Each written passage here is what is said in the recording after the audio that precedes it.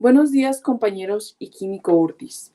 El tema de hoy que abordaremos es el plegamiento proteico, que le corresponde a mi equipo conformado por Cecilia Goyas Villalón y su servidora Gabriela Godínez Tamayo. Los temas que trataremos primeramente serán las chaperonas y chaperoninas, posteriormente el proceso de plegamiento y para finalizar algunos desórdenes. Bueno, como ya vimos anteriormente, durante la síntesis de aminoácidos en las subunidades ribosomales, pues se va creando esta cadena lineal de aminoácidos. Y bueno, esta cadena lineal de aminoácidos debe tener modificaciones posttraduccionales. Y la principal modificación que se debe realizar es el plegamiento proteico. ¿A qué nos referimos con plegamiento proteico? Bueno, este es una serie de pasos o un proceso mediante el cual la proteína debe de adquirir esta estructura funcional o nativa tridimensional. Muchas veces puede realizarse de manera independiente o con la ayuda de proteínas especializadas denominadas chaperonas. Bueno, las chaperonas o proteínas de shock térmico son proteínas especializadas que contribuyen al plegamiento proteico, además de que evitan que otras proteínas se agreguen al momento de este proceso y pues aumenta más que nada la velocidad del plegamiento evitando algunas rutas. Bueno, la palabra chaperona viene del francés chaperone, que es señorita que acompaña, y en este caso, pues esta señorita que acompaña, pues nos ayudará al correcto plegamiento proteico. Bueno, las chaperonas tienen la capacidad de estabilizar conformaciones erróneas al desdoblar y plegar correctamente las proteínas. También son específicas, ya que distinguen aquellas proteínas que están mal plegadas de las que sí lo están. Bueno, me refiero a las que están mal plegadas de las que sí están correctamente plegadas. Y bueno, también mantienen una constante interacción con las proteínas que no están plegadas para así posteriormente alcanzar su estructura nativa. Bueno, estas chaperonas pues tienen estructuras variables, ya que algunas son más extensas que otras. Su composición consta principalmente de aminoácidos, ya que pues como les mencioné son proteínas especializadas y pues las proteínas están compuestas de aminoácidos.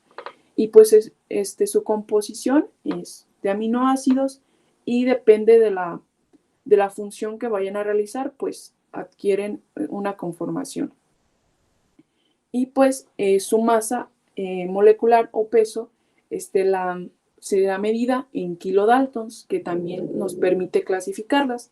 En este caso, pues tenemos HCP90, HCP70, HCP60 o HCP40. Bueno, después yo les voy a hablar de las chaperonas o las HCP70, que son proteínas monoméricas compuestas por dos dominios. Primero, un dominio N-terminal, que es este que observamos aquí, o la unión a nucleótido. En este caso, el nucleótido puede ser un ATP o un ADP. Y bueno, aquí principalmente se va a realizar la hidrólisis de este nucleótido. Y también tenemos otro dominio o dominio C-terminal, que es donde se realizará la unión del sustrato o el polipéptido que posteriormente será plegado. Y bueno, como ya les mencioné, pues están involucradas en el plegamiento proteico. Durante el ciclo funcional de las HCP70 tenemos que la unión del sustrato se va a abrir paulatinamente dependiendo de la unión del nucleótido. En este caso, si se une un ATP, vemos que la velocidad de apertura será mayor que la velocidad de cierre, en este caso aquí. Y en caso de que se una un ADP, tenemos que la velocidad de apertura es menor en comparación con la velocidad de cierre. Y bueno, muchas veces la hidrólisis de este ATP pues es un poco lenta, por la que necesitamos otro intermediario denominado HCP40, que acelera esta reacción hasta 1000 veces y pues la hace más eficaz. ¿Ok? Bueno, Después les hablaré de las chaperoninas o las HCP60. Estas son estructuras huecas oligoméricas, una estructura de un cilindro con 2 anillos de aminoácidos y pues su estructura es terciaria tridimensional. Estas se encargan del encapsulamiento del plegamiento posttraduccional para ayudar a las proteínas a llegar a su estado nativo. Bueno, y tenemos 2 clasificaciones, las chaperoninas del tipo 1 y las chaperoninas del tipo 2. Las chaperoninas del tipo 1 están principalmente presentes en células procariotas y en organelos de células eucariotas. Estas constan de 3 dominios. Un dominio eucariotal o la base, un dominio intermedio, que es este que observamos aquí, donde tenemos algunos residuos de la unión del sustrato, y pues un dominio apical, que es este que observamos aquí. En este caso, la chaperonina del tipo 1 es esta que podemos observar aquí, ¿sí? Y bueno, también aquí está involucrada la ayuda de una cochaperonina para realizar el correcto plegamiento. Después tenemos las chaperoninas del tipo 2, que tienen exactamente los mismos dominios de la cochaperonina tipo 1. Pero en este caso vemos como que tiene una punta aquí, ¿sí? Esta punta o dominio apical sustituye a la cochaperonina que encontramos en las chaperoninas de tipo 1. ¿Ok? Bueno, ¿qué más cabe recalcar de aquí? Nada más les voy a explicar este esquema a grandes rasgos. Bueno, tenemos las subunidades ribosomales. Vemos cómo se va sintetizando esta cadenita de aminoácidos, ¿sí? Y las principales chaperonas que van a actuar son las chaperonas o las HCP70, ¿sí? Son estas cosas rojitas que observamos aquí. Imagínense como un Play-Doh o no sé, cuando van a hacer una figurita. En este caso, las HCP70 van a ser sus manos y la cadena de aminoácidos va a ser como esta plastilina. Entonces, principalmente, ustedes empiezan a moldearlas con sus manos. Y pues ya después de moldearlas, pues puede ser que te quede la figura que tú quisiste. En este caso, pues las chaperonas HCP70 pueden ya llegar directamente al plegamiento correcto. En caso de que no se realice un plegamiento correcto, pues tendremos la intervención de las chaperoninas, en este caso, aquí como lo observamos en esta estructura de barril. Bueno, seguimos con el ejemplo. Ustedes van haciendo su figurita. Bueno, ya les gustó y pues ya la tienen, ya la dejan así. Pero en este caso no les gustó. Pues la vuelven a destruir y pues ya ven que vienen como maquinitas como para hacer figuritas. Entonces, en ese caso, esa maquinita sería la chaperonina. Bueno, en la chaperonina, pues aquí principalmente la proteína se va a encontrar en este hueco, ¿sí? En donde se realizará pues su correcto plegamiento, ¿sí? Se libera la hidrólisis del ATP convirtiéndose a ADP y finalizando con el correcto plegamiento proteico. En este caso, pues ya te gustó tu figurita que hiciste en la maquinita del Play-Doh y pues hasta ahí finaliza este proceso. Y bueno, eso sería todo de mi parte. Espero que todo haya quedado claro y los dejo con mi compañera Cecilia. Muchas gracias. Un gusto saludarlos, compañeras, compañeros, profesor. Mi nombre es Cecilia Goyas y yo les voy a explicar el proceso de plegamiento proteico. Para comenzar a hablar de este proceso es importante recordar lo que una proteína es. Por definición, las proteínas son polímeros lineales de aminoácidos unidos entre sí mediante enlaces peptídicos. Hay que recordar que un polímero es una macromolécula compuesta por varias unidades químicas denominadas monómeros. Para que este concepto quede más claro, imaginemos un collar de perlas, donde cada una de las perlas corresponde a un monómero, mientras que el collar en conjunto corresponde al polímero. Es importante hablar de las proteínas ya que desempeñan un papel fundamental en prácticamente todos los procesos biológicos que nuestro organismo lleva a cabo. Algunas de las funciones de las proteínas son la estructural, donde se van a encargar de formar el citoesqueleto, flagelos, membrana, cromosomas, incluso pelo y uñas. Ejemplos de proteínas que llevan a cabo esta función son la tubulina, flagelina, glucoproteínas, histonas y queratina. Asimismo, van a desempeñar una función enzimática, que se va a encargar del control de las reacciones químicas al acelerar o detener la síntesis de un producto. Ejemplo de una proteína con esta función, ADN polimerasa. También van a llevar a cabo funciones de transporte, en donde, como su nombre lo indica, se van a encargar de transportar sustancias por la sangre, como por ejemplo el transporte del oxígeno por la sangre, como la hemoglobina. También van a tener una función reguladora, en donde se van a encargar del control de la expresión genética. Una función hormonal, en donde van a regular los niveles de glucosa, como la insulina, y una función inmunológica, en donde van a actuar como anticuerpos, coagulación en la sangre e incluso eliminando bacterias. Ejemplo de ello, inmunoglobulinas, trombina y mucinas. ¿Y a qué se deben estas funciones? Estas funciones se van a deber al proceso de plegamiento proteico. ¿Por qué? Bueno, comencemos a definir qué es el proceso de plegamiento proteico para que quede más claro. Este proceso es el proceso mediante el cual las proteínas van a adquirir su estructura funcional, también llamada estructura nativa, la cual es una estructura tridimensional. Es por eso que en esta diapositiva les puse unos lentes 3D para que lo relacionen. Esta estructuración compleja se va a dividir en 4 niveles: estructura primaria, estructura secundaria, terciaria y cuaternaria. Este proceso va a ser muy rápido. Va a tomar milisegundos en proteínas no tan complejas y hasta una decena de segundos en las proteínas más complejas. ¿Cuál es la importancia de este proceso? Bueno, una proteína que no está en su estructura nativa o su estructura tridimensional es disfuncional, tiende a agregarse a otras cadenas polipeptídicas, suele ser degradada y consume recursos celulares. Suena dañino. Entonces, esa es la importancia del proceso del plegamiento proteico. Como dato, en 1961, un químico llamado Christian Alfinsen demostró que el plegamiento de las proteínas se puede llevar a cabo de manera in vitro. ¿Cómo es esto? En un tubo de ensayo que solo contiene moléculas de proteínas en un ambiente acuoso, se puede llevar a cabo este proceso de plegamiento proteico. ¿Qué significa esto? Que la adopción de la estructura tridimensional de las proteínas no requiere cofactores celulares o entrada de energía, y toda la información necesaria para que una proteína llegue a su estructura nativa se va a encontrar en su estructura primaria. ¿Y qué es una estructura primaria? Comencemos a hablar del proceso como tal.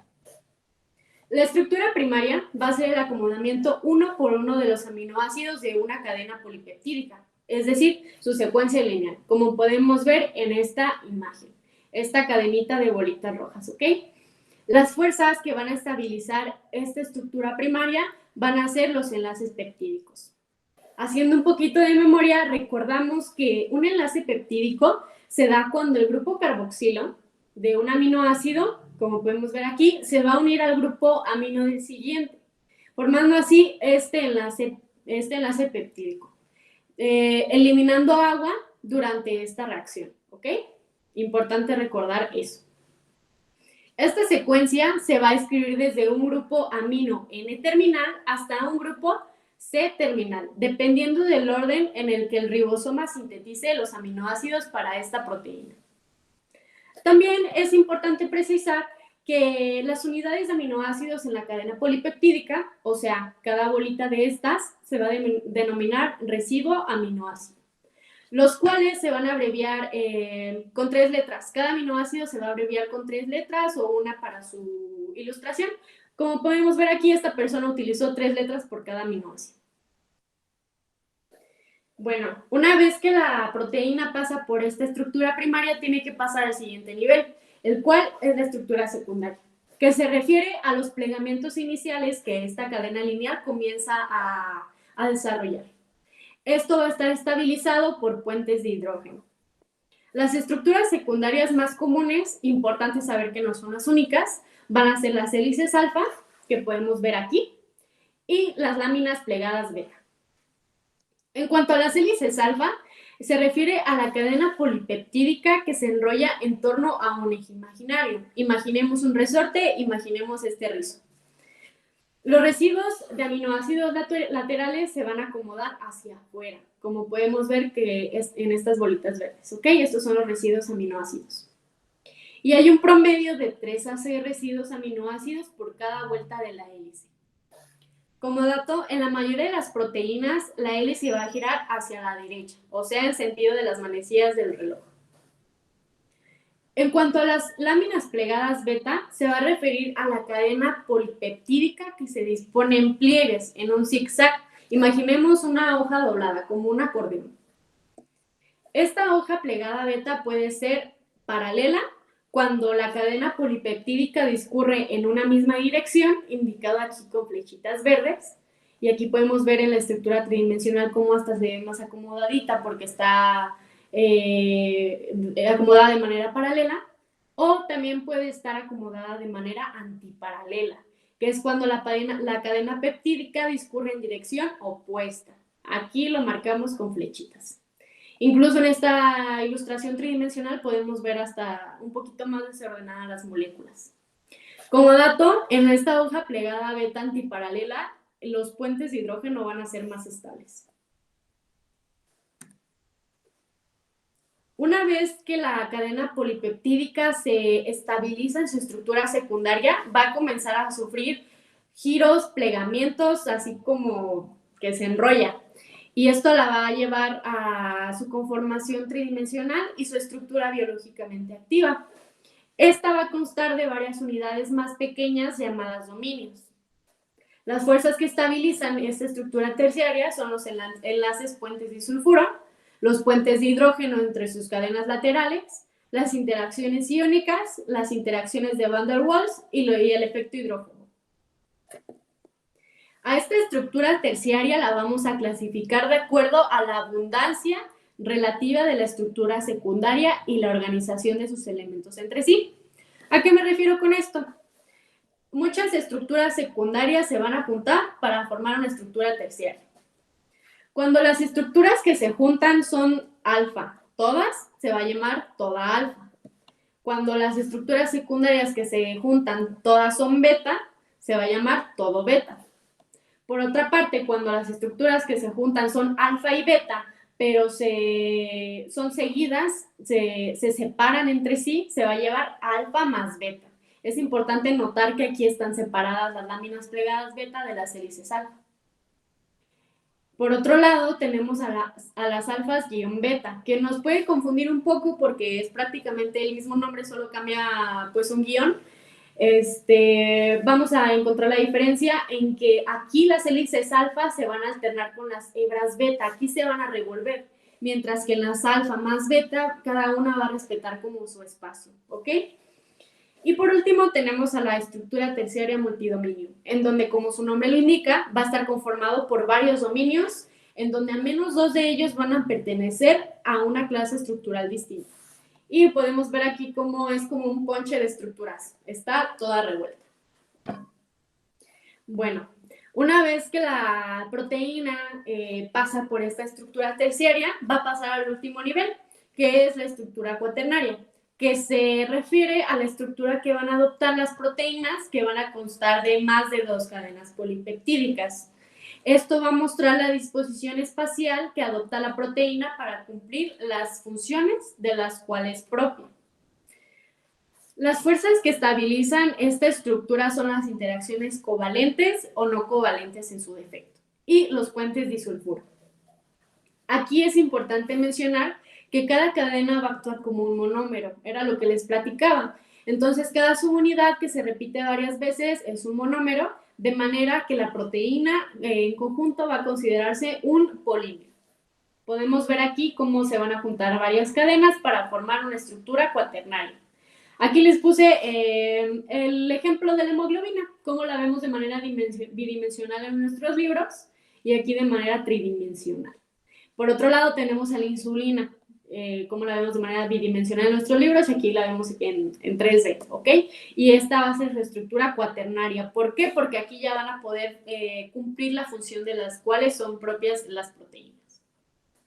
Eso es todo en cuanto al proceso de plegamiento proteico. Más adelante veremos las plegopatías. Una Una vez comprendida la teoría del plegamiento proteico, ahora sí podemos hablar de lo que pasa cuando no se lleva a cabo de manera adecuada. Hay veces que las proteínas no se pliegan de manera adecuada o se pliegan de manera errónea, dando como resultado proteínas estables pero disfuncionales. ¿Y por qué disfuncionales? Porque no llegan a su estructura nativa. Y hay que recordar que cualquier proteína que no esté en su estructura nativa va a ser disfuncional. A estas patologías en conjunto las vamos a denominar plegopatías, lo cual se refiere al plegamiento incorrecto de las patologías. Una vez entendido esto, vamos a saber que van a tener tres orígenes. Un origen genético, un origen esporádico que no tiene carácter epidémico ni endémico, es ocasional y no está enlazado a antecedentes genéticos. Y por último, un origen infeccioso, que puede ser dado por bacterias, virus u hongos. Es importante que les mencione que no solo existen estas plegopatías, son muchísimas más, pero yo les voy a hablar de las plegopatías más comunes y más conocidas. Vamos a comenzar hablando con la primera plegopatía, que es el Alzheimer. El Alzheimer es una enfermedad mental progresiva caracterizada por la degeneración de las células nerviosas del cerebro, como podemos ver aquí, ocasionando así una disminución de la masa cerebral. ¿Y por qué es esto? Bueno, la proteína peptidoamiloide va a estar intrínsecamente desordenada, como podemos ver aquí, cómo se va a desordenar, ocasionando este deterioro. Las principales manifestaciones clínicas son la pérdida de memoria, desorientación temporal y espacial y deterioro intelectual y con ello un deterioro personal.